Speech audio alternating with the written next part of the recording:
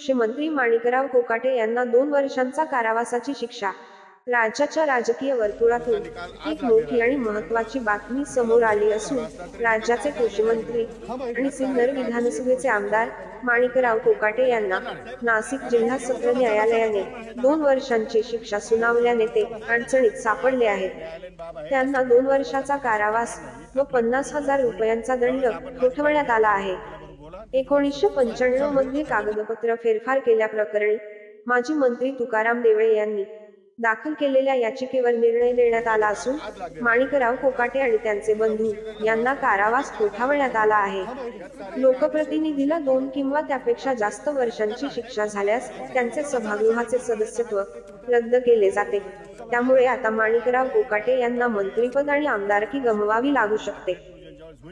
त्याचा निकाल आज लागलेला आहे, त्यामुळे त्याला उशीर जरी झाला असला तरी निकाल तर आज लागलेला आहे की नाही, त्यात सारी कायदेशीर प्रोसेस फॉलो करून त्यासाठी अपिलेट प्रोसेस मी करणार आहे।